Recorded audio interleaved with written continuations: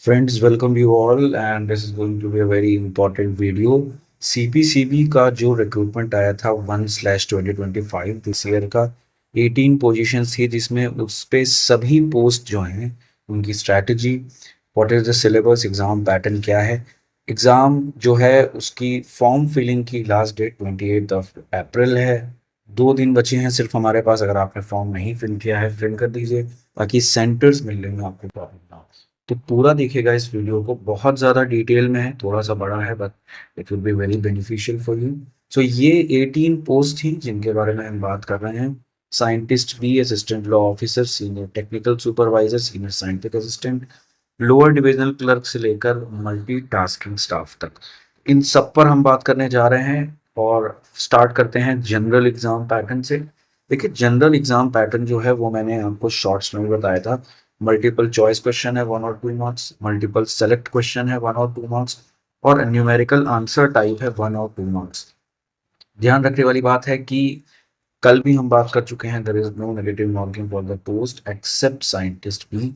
Scientist B का ही जो एग्जाम है वो हमारा क्या है, वो हमारा 2 आवर्स का है, only of 2 hours, and it only consist of negative marking. इसके अलावा किसी में भी नेगेटिव मार्किंग नहीं है। तो ये जनरल पैटर्न है कि भाई ऐसे 3 तरह के सवाल आपको मिलने वाले हैं, और सिर्फ साइंटिस्ट बी में नेगेटिव मार्किंग है। लेकिन जो और डिटेल में है वो ये है कि जनरल एप्टीट्यूड है, जिसके बारे में कल हमारी बात हुई थी। इसमें आपका रीजनिंग आ जाएगा, मैथ आ जाएगा, और आपके जो ब्लड रिलेशंस और इन सब के जो क्वेश्चंस होते हैं एसआई के या कैलकुलेटिव, वो सब इसमें आ जाएंगे। जनरल एप्टीट्यूड इंग्लिश जरूर चेक करेंगे ये देखने के लिए कि आप जो ऑफिशियल लैंग्वेजेस में काम कर सकते हैं। सीपीसीबी से रिलेटेड आएगा इसके रेशियो में। और बाकी जो आपकी एसेंशियल क्वालिफिकेशन है, मान लीजिए आप लॉ ऑफिसर हैं तो लॉ से रिलेटेड इन्वायरमेंटल, साइंटिस्ट हैं तो आपका जो क्वालिफाई करने वाला जो टॉपिक्स है वो सब आएगा उसमें। अब ये जनरल पैटर्न था, तो अब हमें स्पेसिफिकली बात करनी पड़ेगी। सबसे पहले बात करते हैं जो पहली पोस्ट है सबसे इम्पोर्टेंट, साइंटिस्ट भी। वैसे तो सारी ही इम्पोर्टेंट है, लेकिन क्योंकि इसमें नेगेटिव मार्किंग है और 2 घंटे का एग्जाम है तो ये थोड़ा सा टफ रहने वाला है। अब इसमें पहले से ही क्राइटेरिया बता हुआ है, तो 3 पोस्ट थी जो एनवायरमेंटल साइंस के नॉर्मल प्रतिभागी हैं उनके लिए। यहाँ पर अगर आप पैटर्न देखेंगे तो थोड़ा सा चेंज है। 40 मार्क्स का आपको मिलने वाला है MCQ, सिर्फ और सिर्फ MCQ, और नेगेटिव मार्किंग है 1/6। अगर 1 नंबर का सवाल है, अगर 2 नंबर का सवाल है तो 2/6 होगी, आपको ध्यान रखना है। MSQ multiple select. अब मल्टीपल सेलेक्ट का मतलब क्या होता है कि 4 ऑप्शन में से 2, कोई 3 या चारों सही हो सकते हैं, ध्यान रखिएगा। MCQ में आपको पता था मल्टीपल चॉइस, मतलब चॉइस मल्टीपल है लेकिन आंसर कोई एक है। मल्टीपल सेलेक्ट में 2 या 3 हो सकते हैं। नैट न्यूमेरिकल एबिलिटी है, स्पेसिफिक न्यूमेरिकल क्वेश्चन होगा, तो 70 नंबर का क्वेश्चन है। 2 नंबर के 20 का आएगा, और 1 नंबर जो है 30 मार्क्स का बनाने वाला है। अब जो सबसे इंपॉर्टेंट बात है वो आप ध्यान रखिए कि यहाँ पर इन्होंने सिलेबस में दिया है questions on CPCB working. CPCB working क्या है, जो भी इन्वायरमेंटल जीके अपडेट्स है। और जो फोर्थ है वो सब्जेक्ट है। क्या है सब्जेक्ट, इसको जानने से पहले एक इंपॉर्टेंट चीज देख लेते हैं। वेटेज क्या है, रिटन एग्जाम ये है 85% आपका रिजल्ट बनने है। इसके बाद इंटरव्यू होगा तो वो 15% है। यानी हम ये कह सकते हैं कि जिसका रिटर्न में बहुत अच्छा मार्क्स रहने वाला है उसके काफी ज्यादा चांसेस है, क्योंकि इंटरव्यू कितना भी बेकार जाए वो 2 से 5 नंबर अगर पा लेगा तो भी उसका उत्तीर्ण होना, उसका क्वालिफाई करना बहुत इंपॉर्टेंट हो जाएगा। तो देखिए यही है जो रिटर्न है। इंटरव्यू में जिन लोगों को डर लगता है हम बोल नहीं पाते हैं, हमारा प्रेजेंटेशन स्किल वीक है, मुझे नहीं लगता इतना ज्यादा मैटर करने वाला है। कुछ थोड़ा बहुत तो आपको इंटरव्यू परफॉर्म करना ही पड़ेगा। अब स्पेसिफिक बात करें तो इन्होंने बोला कि ये जो एनेक्जर है इसमें हमारा इन्वायरमेंटल साइंस का हमने सिलेबस दिया है। तो आप ये सिलेबस देखेंगे तो ये यूजीसी नेट के कई टॉपिक्स को ही उठा के बना है। यानी अगर आप यूजीसी नेट की पहले से प्रिपरेशन कर रहे थे या किया होगा तो आपके लिए ये बहुत अच्छा रहने वाला है, क्योंकि पहले से पढ़ी हुई चीजें हैं। अब ध्यान रखने वाला है कि सीपीसीबी जो है वो थोड़ा सा एप्लीकेटिव, यानी कि न्यूमेरिकल जो हैं उनके वो अच्छे खासे लेवल के होते हैं, नेट के लेवल के सवाल नहीं होते। इसीलिए मैंने लिखा हुआ है कि अगर गेट ईएससी कि कुछ मैटर को, स्ट्रैटेजी को आप इसमें मिला पाएंगे, उनके न्यूमेरिकल्स को आप सॉल्व करके जाएंगे तो आपको ये न्यूमेरिकल्स काफ़ी आसान और मॉडरेट लगने वाला। तो जैसे क्वेश्चन देखिए आप, एप्लीकेटिव इलेक्ट्रोस्टैटिक प्रेसिपिटेटर रिमूव करता है किसे? ईएलआर, एएलआर। तो ऐसे नेट में भी सवाल हैं, ऐसे इसमें भी आ सकते हैं, लेकिन इनका जो न्यूमेरिकल है वो थोड़ा सा अच्छा लेवल का रहने वाला है। अब अगर आपको प्रीवियस पेपर चाहिए, मैं भी आपको बताऊंगा कहाँ से मिलेगा, लेकिन हमारा एक पिछली बार का एनालिसिस वीडियो ऑलरेडी है, आप जाएंगे, ये थंबनेल है इसकी, इसको आप देखेंगे तो आपको समझ में आ जाएगा कि ये पेपर कैसा था। रिजल्ट की बात करें तो देखिए रिजल्ट में ये अलग अलग पोस्ट के हिसाब से चलते हैं। अगर आप ये देखेंगे तो ये देखिए पिछली बार 2022 की मैं बात कर रहा हूँ, तो साइंटिस्ट बी की जो पोस्ट है आप देखेंगे तो 18 जून को पेपर हुआ, यहाँ पे लिखा हुआ है। और आप देखेंगे तो इन्होंने नवंबर में इंटरव्यू डेट दे दी है, ठीक है, यानी कि 5 महीने के अंदर अंदर आपका इंटरव्यू हो गया है। अब आप कह सकते हैं कि थोड़ा लेट है ये, लेकिन अगर आप इधर देखेंगे तो असिस्टेंट की जो पोस्ट है उसमें अगर आप देखें तो यहाँ लिखा है 17 जून को हुआ रिटर्न एग्जाम, और स्किल टेस्ट यानी उनका टाइपिंग टेस्ट हुआ है 10वें महीने में, यानी कि सिर्फ 4 महीने में हुआ। और फिर आप देखिए कि इनका रिजल्ट इन्होंने दिसंबर में ही दे दिया। तो अलग अलग पोस्ट का रिजल्ट अलग अलग आएगा, ये आपको ध्यान में रखना है। लेकिन हम ये कह सकते हैं कि 5 से 6 महीने का बफर भी अगर आपको मिल रहा है तो आपके लिए ये अच्छा ही है, क्योंकि टाइम ज्यादा मिलेगा प्रिपरेशन का। असिस्टेंट लॉ ऑफिसर की बात करें तो यहाँ पे शेड्यूल थोड़ा सा चेंज है, 50 नंबर का ही क्वेश्चन है, क्योंकि सिर्फ साइंटिस्ट में ही है 70 नंबर का, और एमसीक्यू आधा है आप देख सकते हैं, और बाकी एमएसक्यू और नेट है। अब इनके में भी देखिए सीपीसीबी की वर्किंग वही बात है, कॉमन बात आ रही है, जीए और इंग्लिश कॉमन बात आ रही है, लेकिन सब्जेक्ट में यहाँ पर कुछ चेंजेस कर दिए। स्पेसिफिकली बता दिया कि इंडस्ट्रियल लॉ पढ़िए, कॉन्सिलेशन एंड नेगोशिएशन पढ़िए, सिविल प्रोसीजर पढ़िए, तो ये थोड़ा सा स्पेसिफिक हो गया है। कैसे पढ़ेंगे ये स्पेसिफिक स्ट्रैटेजी वीडियो बिल्कुल लास्ट में है, तो अगर आप इन पोस्ट को स्किप करना चाहते हैं तो बिल्कुल लास्ट में चले जाइए strategy video. Senior scientific assistant जो हैं उनका ऐसा है कुछ शेड्यूल, आप देखेंगे तो इनके सब्जेक्ट में फिजिक्स केमिस्ट्री मैथ दे दिए, ये थोड़ा सा इंटरेस्टिंग रहने वाला है। बायो दे दी है। हमारा जो पुराना वीडियो है रिव्यू का 2022 के एग्जाम का वो ऑलरेडी है, ढूंढिए उसे, देखिए आपको और क्लियर हो जाएगा। असिस्टेंट की बात करें तो वही है, आप देखिए यहाँ पे सिलेबस सेम है, जीए, इंग्लिश, इन्वायरमेंट का बेसिक और मैथ्स के लिए है एनसीईआरटी 10 की, ये आपको ध्यान में रखना होगा। सीनियर लेबोरेटरी असिस्टेंट का आप देखिए तो यहाँ पर भी फिजिक्स केमिस्ट्री मैथ बायो दे दिया है, ऊपर के 3 सेम हैं। अगली पोस्ट में यूडीसी में भी आप देखेंगे तो ऊपर के 3 सेम, नीचे मैथ, और ऐसे ही कई पोस्ट हैं जिनमें कुछ, तो सारी पोस्ट के बारे में अगर हमने बात नहीं भी की है तो आप सिलेबस देख लीजिए, पीडीएफ हमारे ग्रुप में है। स्ट्रैटेजी पर बात बहुत इंपॉर्टेंट रहने वाला है कि पढ़ें कैसे, क्योंकि ऊपर की 3 चीजें सब में कॉमन आ रही है भाई, जीए आ रहा है, इंग्लिश आ रहा है और इन्वायरमेंट का बेसिक्स सब में आ रहा है।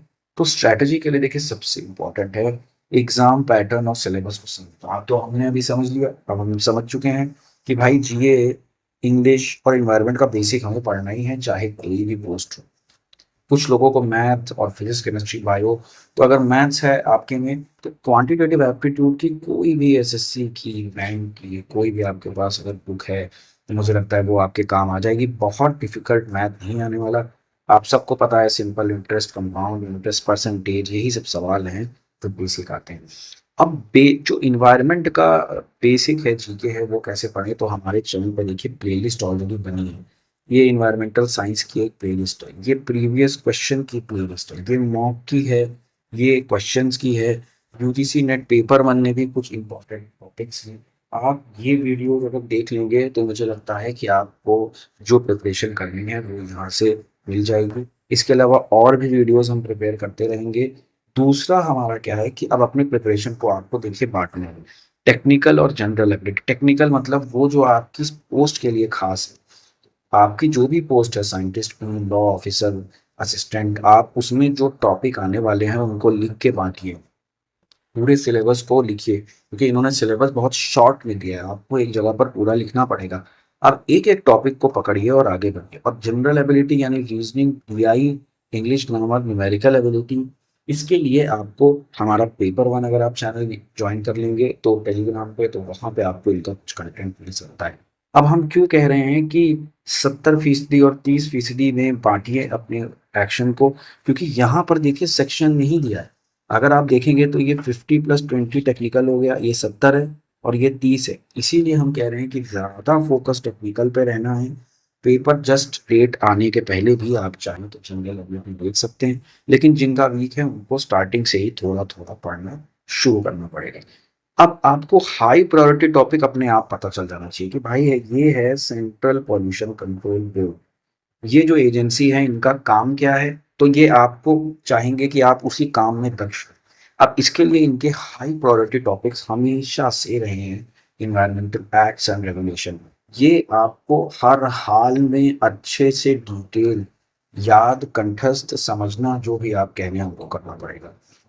उसके बाद अब क्योंकि ये जो एजेंसी है ये पॉल्यूशन पे कंट्रोल करती है, तो पॉल्यूशन कंट्रोल की क्या क्या टेक्निक रहती है भाई, आपको ये देखना पड़ेगा।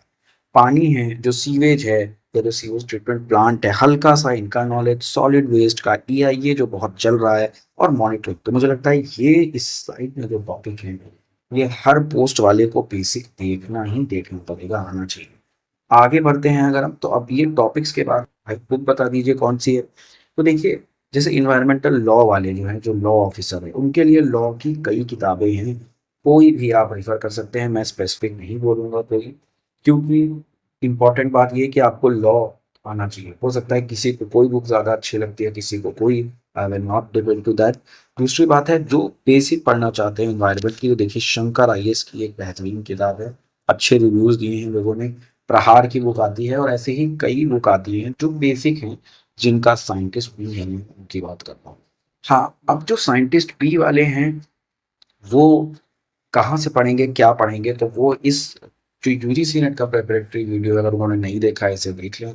यहाँ पर सारे रिसोर्सेज पर्टिकुलरली टॉपिक वाइज दिया है नेट का, और नेट का दिया है तो सीपीसीबी का भी वही रहने वाला है, और इसमें आपको और डिटेल में समझ में आ जाएगा। अब अच्छा, ये जो बुक हैं जो नहीं खरीद सकते, बहुत ही सिंपल है, इस चैनल को आपने ज्वाइन कर लिया।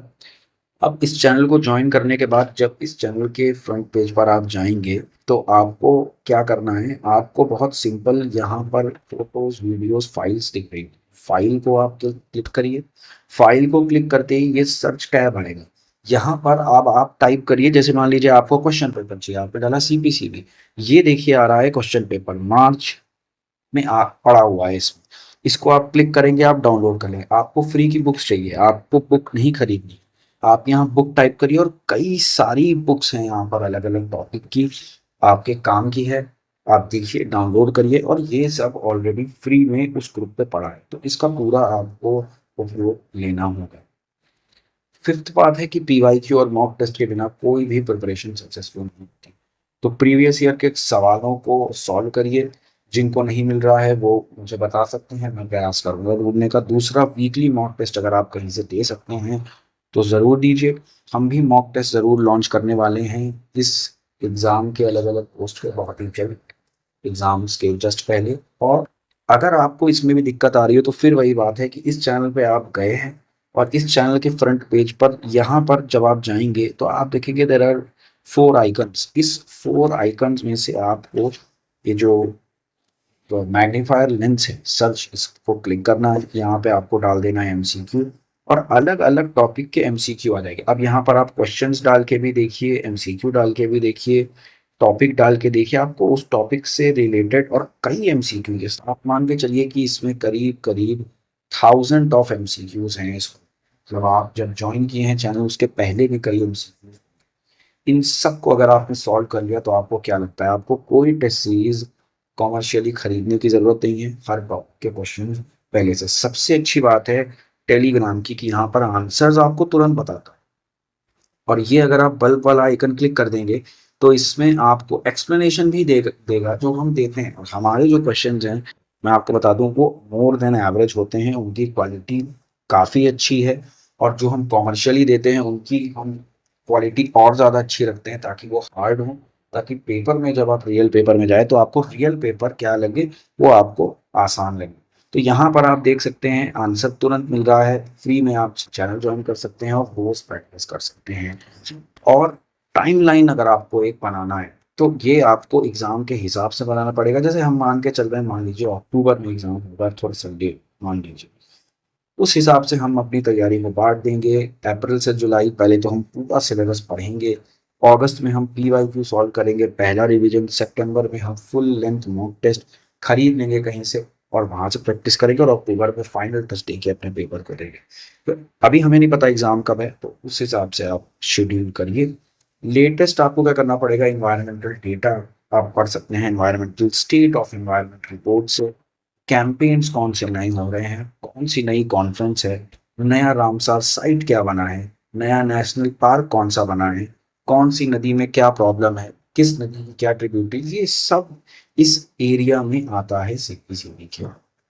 इसके अलावा कुछ बहुत इंपॉर्टेंट वेबसाइट्स हैं जो आप रेगुलरली विजिट करके या फिर वीकली विजिट करके नोट्स बना सकते हैं। मिनिस्ट्री ऑफ इन्वायरमेंट की आप वेबसाइट पर जाइए, वहाँ पर उनके कई स्टैंडर्ड्स हैं, उनके कई कॉन्फ्रेंसेस हैं, उनके नोट्स बनाइए। यूएनएफसीसी यूनाइटेड नेशंस की वेबसाइट पे आप गए, यहाँ से आपने देखा नेशनली डिटरमाइंड कॉन्ट्रीब्यूशन एनडीसी क्या है, कौन सी मीटिंग हुई है, तो ये आप कर सकते हैं। सीपीसीबी की वेबसाइट तो आपको हर हाल में देखनी पड़ेगी। जैसे आप ये स्टैंडर्ड पे चले गए, यहाँ देखिए एयर वाटर व्हीकल सबके स्टैंडर्ड यहाँ पे दिए हुए हैं।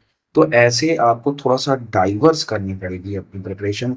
किसी एक स्पॉट पर पूरी तैयारी नहीं मिलने वाली है आपको। अपने से भी अगर आप कोचिंग भी कहीं कर रहे हैं तो भी अपने से एफर्ट कुछ देना पड़ेगा। Thank you.